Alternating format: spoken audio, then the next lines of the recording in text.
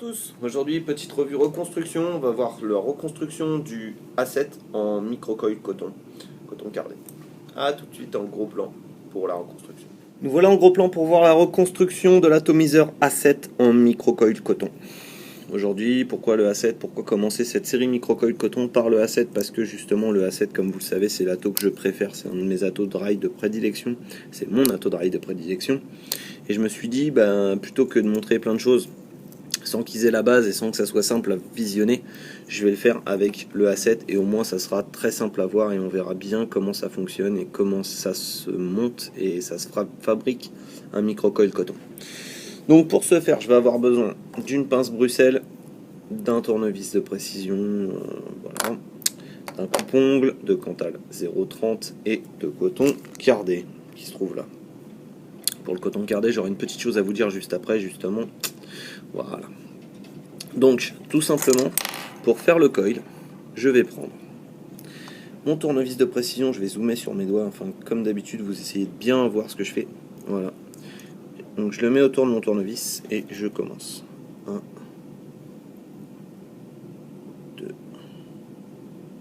3, 4, 5,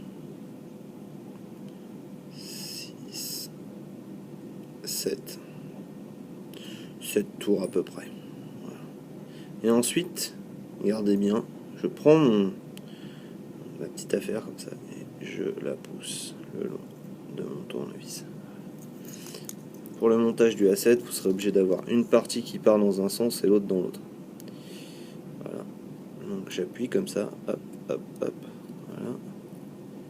Et ensuite, donc je le sors. Donc là, je vais redézoomer parce que sinon ça va être une catastrophe. Voilà.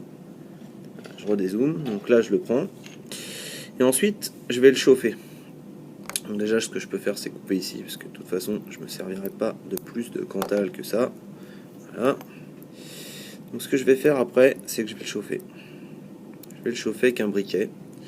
Pourquoi avec un briquet? Parce qu'avec un briquet vous risquez pas de vous abîmer les mains. Avec un chalumeau c'est pas la même. Je vais prendre un briquet puis je vais lui mettre un bon coup de briquet comme ça. Faut-il encore que le briquet marche? Voilà. Mettre un bon coup de briquet, je vais le chauffer à rouge. Bonne fois.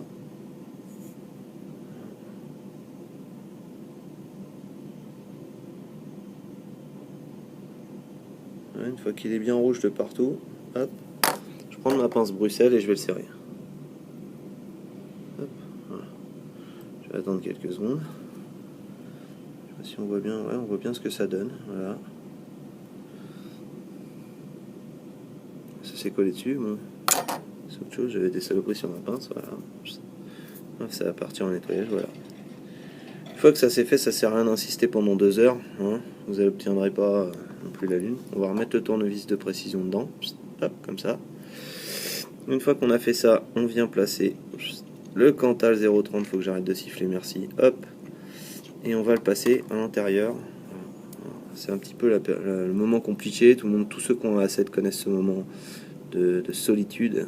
On a tous au moment de passer ça, voilà, ici. Et ensuite, on va tirer pour arriver à obtenir quelque chose de cohérent. Alors, hop. On va tirer. Voilà. Et on tire ici. On tire d'abord là. On essaie de se placer bien au centre.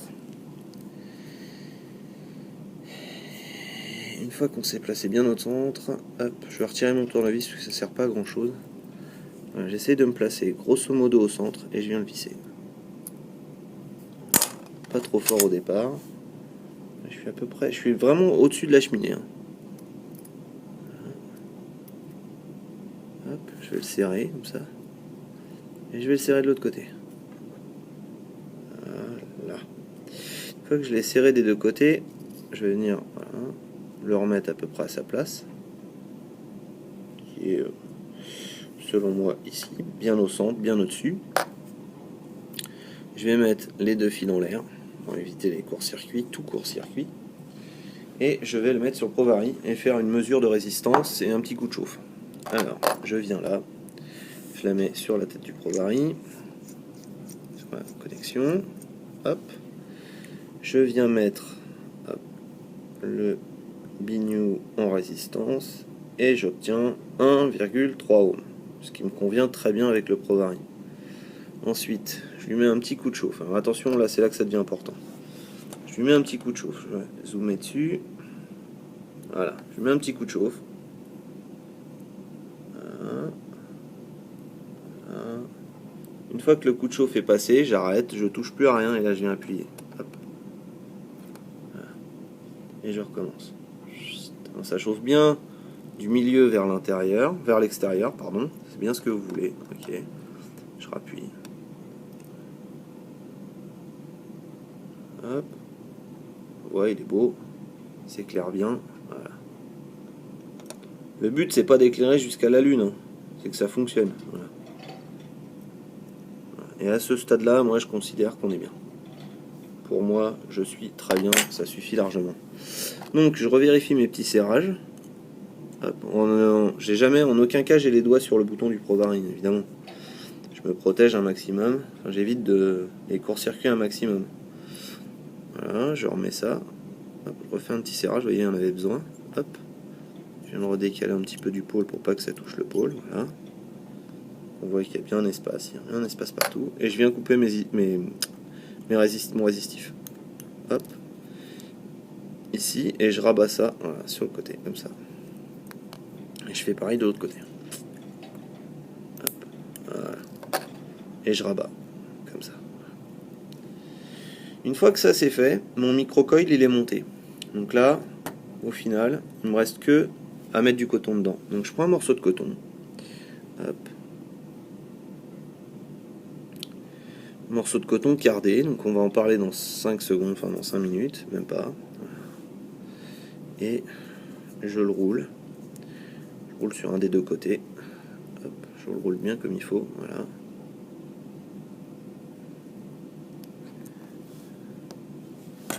Et ensuite je viens ici, donc là j'ai le trou.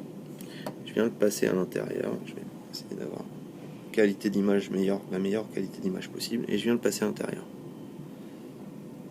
Hop, voilà. Une fois qu'il est dedans, je tire. Hop, je tire encore, je tire jusqu'à...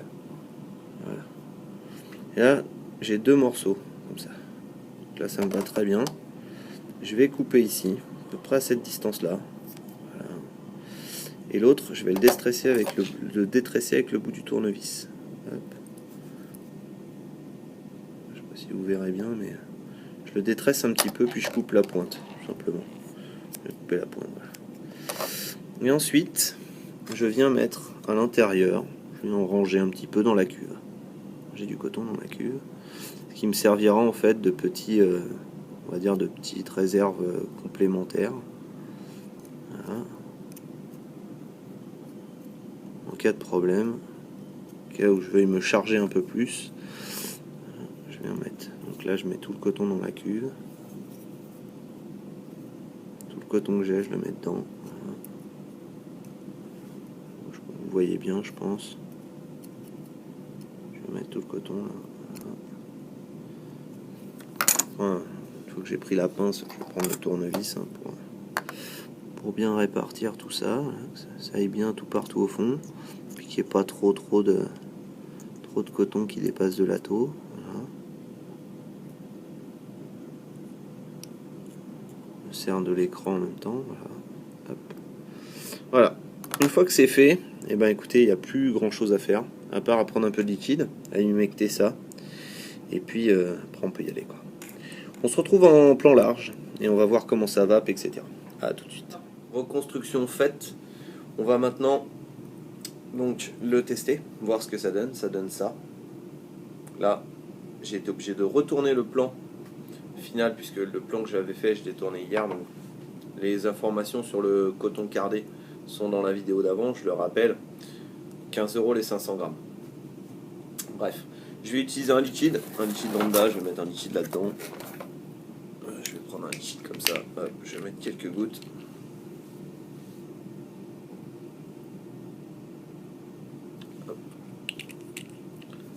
Et on y va pour voir comment ça va en microcoil coton, le A7. C'est parti.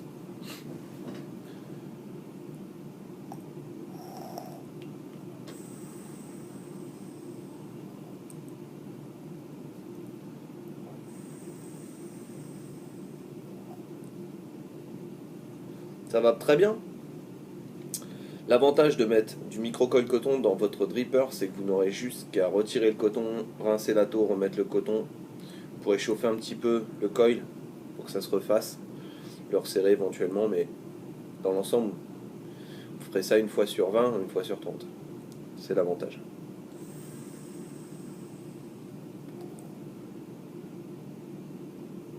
Ça fonctionne très bien.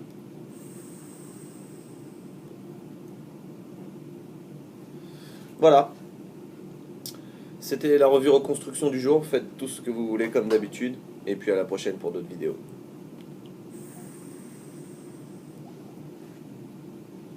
Bye.